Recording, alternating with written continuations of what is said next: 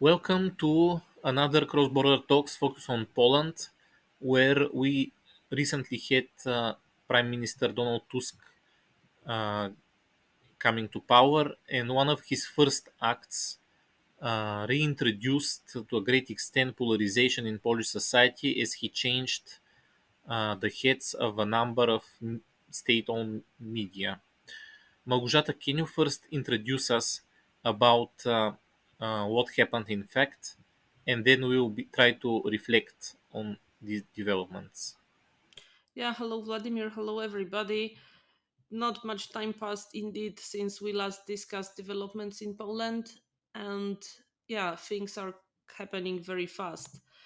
Okay, so on 19th December, the Polish parliament adopted a law which is a kind of appeal to the government to restore proper journalist standard in the state-owned media, namely in Polish state radio, Polish national television or TVP, and the Polish press agency. As a reaction, the Minister of Culture, acting on the basis on the commercial companies code, acting as the representative of the owner of the state-owned media, dismissed all the current presidents of the management boards of the public media and appointed new supervisory boards, which in turn chose new people to lead the media.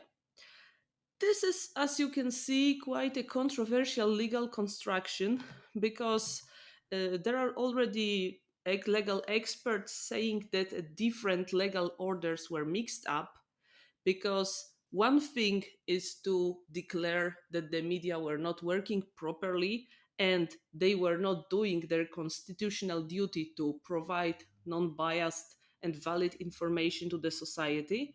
And another thing is to intervene on the basis of the commercial code into the supervisory boards of the state owned media. The general impression is that the new government wanted to act as swiftly as possible, didn't want to wait anymore, didn't want to wait till the so called Council of National Media is re-elected, and there are new people there to appoint new heads of the state-owned media, but instead they wanted to remove those people in the state media who were loyal to the previous government as soon as possible. And as you can see, this is a highly controversial move, which is already challenged by some lawyers and defended by others, and which, of course, divided again our society, or in better, just reinforced the polarization that was already there. We also see how different notions are being hijacked and how both sides explain their actions with very important democratic values. Law and justice, which namely turned the public media to the centers of their own propaganda and a very disgusting propaganda at points, are now saying that free speech has been violated, and the politicians of law and justice are calling people to defend free media. At the same time, it is quite questionable to see Tusk supporting this way of dealing with the free media, while for all this his electoral campaign and all the previous years when being in opposition, he was saying that his party has different standards than law and justice. His party will respect procedures, will respect laws, and basically the restoration of rule of law of every aspect in the country is their primordial goal, is the principal reason for which they are competing for power. However, right now we are left with the impression that each of the biggest political camps basically wants the state media for themselves, for their propaganda, their message, their opinion, and nobody really cares about the mission of the media. We see how both parties in this polarization weaponize certain notions and at the same time have hegemonic approach, which means that they are alienated from the authentic function of rule of law or free speech. They're just weaponizing it, using it as a tool in their war against the other. I wonder uh, where could change come from in these specific circumstances of great polarization in Poland, which are not only from now, they have long existed? It is a very difficult and at the same time a very important question. It is more and more difficult to be now a kind of third road in Poland, not to confuse with a party or a coalition of two parties, which is now Tusk supporter. It is much more difficult than a few years ago to be not engaged in this existential fight between the law and justice and the civic platform. There should be theoretically, as both of the parties stem from a right wing movement and they both declare to be right wing, theoretically there could be a kind of left wing opposition to both of them.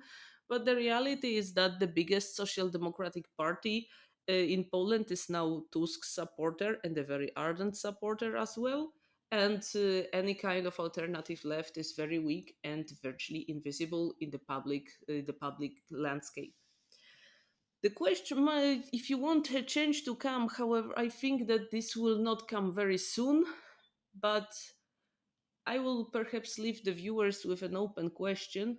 What will happen in, let's say, 2, 3 years if people realized that they are constantly being dragged into this fight of two camps, which is about symbols, which is about domination, hegemony, and dictating the interpretation of the world, while existential problems are not resolved? We have existential problems of real format. We have, for example, the housing issue, which is becoming more and more acute every year. This is we basically came back to the situation that we had before the Second World War, where young people could not afford staying in a bigger cities, they could not afford renting a flat, or they couldn't find another cheap accommodation, and that's why they needed to give up their ambitions on studying in the university. We are also coming back to the situation where young families cannot afford to have a baby because they are still living with their parents, as they can't afford having an own flat, either a rented one or the one they take for a credit even for with a 30-year perspective. So this housing situation is really difficult and has a lot of negative consequences for people's lives. And yet it is something that the politicians really don't want to take care of. I don't even mention other fields of public services which also require a complex repairing, such as transport, public transportation, or the question of the public education. And in this last thing, Tusk at least promised some pay rises to the teachers from the next year, and I really hope he does so. But and the question is, if people see with time that they are again dragged into kind of symbolic wars, and in fact nobody cares about their everyday lives, what would they react? Will we still be choosing this way that everybody just takes care of his own problems or his family problems at best? Or will we try to organize or demand actively some other kind of politics? Okay, my guess is that media could play an important role in this depolarization, because the polarization as we see exists in fact or takes place through media. It is played out in media in Poland, also not only on the street. So, what is the situation right now of Polish media in these conditions of polarization? And where could change happen with regards to media and journalism? Positive change, meaning possibly depolarization, or maybe more independence and establishment of media as a real independent institution of society. Well, media in Poland really require a profound change, and it is very difficult for me to say where this change could start. Basically, if you want to do a good quality media, you need financing, and you won't find this financing easily. There were some new media initiatives that appeared under peace rule, under law and justice rule, which were funded by rather liberal, pro human rights journalists who wanted not only to watch what is this government of like what is law and justice doing with rule of law, but who also wanted to offer some broader reporting. Some of them survived, some of them did not. Some of them build genuine communities of readers, listeners, viewers who support them with cash. And also, thanks to getting international grants, they managed to survive and produce really good quality journalism. This is, however, I would say something for people who already have a good political orientation, who are genuinely engaged not only in the media sphere, and who have some political consciousness on, would say, above average level. So what we lack are good quality mass media, who want to educate the readers, listeners, who want to engage in a dialogue with them, and who do not think they have a political mission, first of all, either to promote one of the parties or another one. And here I need to say that what was done under Law and Justice to the public media was really a blow that we won't recover from very fast. Because we need to remember that even if the public TV was not perfect before Law and Justice took power, it was not that biased, not that polarized as it became when Law and Justice started putting their loyal people into public media. Before this period of law and justice in power, the public media, of course, were quite sympathetic to, let's say, liberal mainstream, particularly in economy, but still they were critical to the government at points. They didn't hesitate to write about political scandals or even to criticize the members of the government for the bad moves they did. And this completely disappeared under law and justice. So we are in a paradoxical situation where very when this media, which constitutionally should be responsible for bringing good quality content to people, that is the public media, are now being treated like a political trophy, and there is not much interest on the side of those who have private owned capital to found media which should be really good level and didn't and not only focused on profit.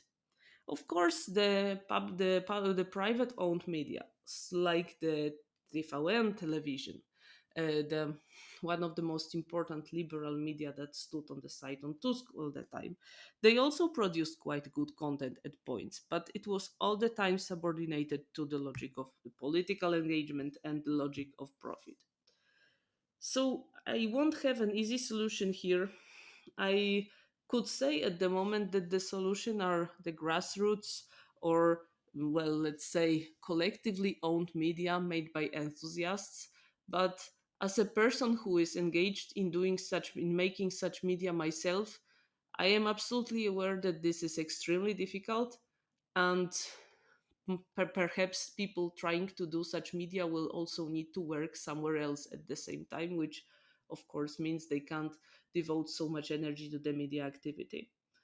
So perhaps this sounds very pessimistic, but I can't see easy solutions for change at this point, and I can only hope that the changing political situation will finally make people demand that we don't want polarization only. We want media, we want politicians, we want public institutions that care about our daily lives and that care about things that shape our daily lives.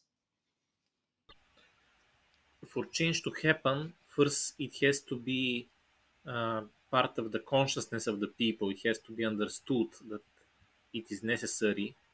To what extent do Polish people realize that polarization is something bad, and to what extent do they ask for overcoming of the polarization in society? Well, I wouldn't say there is much demand for that. There were over the last couple of years there were a few attempts to make political parties that claimed to be the third road. Even there we have now what this coalition of parties which is actually named third road. Their ambition was to offer something else than the two main camps. However, in the end, all these parties, virtually all these parties, either disappeared or ended up in Donald Tusk's camp. So apparently, it is very difficult to say today that we want to take the best from both camps. We want both rule of law and the social transfers. We want both a participation in European community and a sense of understanding of our Polish identity. If you start today any kind of political organization, or even a non-political but somehow related to public life, you will be immediately asked in which camp you are. And if you say you are in neither of them, you will be criticized by both sides, and perhaps even more strong by the pro-liberal camp, which at some time advanced a theory that if somebody wants to keep an equal distance from both parties, is in fact the law and justice ally. So we came at the moment where coming up as a alternative to both camps becomes really difficult. And I will say that if the new government starts introducing austerity measures, or keeps taking the state property, that keeps subordinating the state property to their political aims, people will gather around law and justice. It would be much easier to law and justice to say that here, see, we made mistakes, but we at least secured the social transfers, something that our opponents never did. And this is a discourse which will be very difficult to counter for any third option, because people, so at least one third of the Polish society, has a high level of trust towards law and justice, namely because they promised things and they delivered things. And this is not something that every political party can boast about. Okay, I take inspiration from what you said about the ruling party claiming that whoever is looking for a non-alignment option is supporting its enemies. This is, I think, the same logic as Stalin had. He said that whoever is not with us is against us. So for me, that sounds like Stalinism is philosophy. But I also take inspiration from another important words of Stalin, who says that the cadres or the experts, let's say, in our situation in democracies, resolve everything. So I really hope that Polish people and society can have this type of leaders and experts who and citizens as well, who are able to do change to overcome this constant fixation upon the other half of society, which is seen as absolute evil. So we'll be certainly following whether such people will appear and whether there will be change, and we'll be also following the affirmation of Polish society further. Thank you, Malgorzata.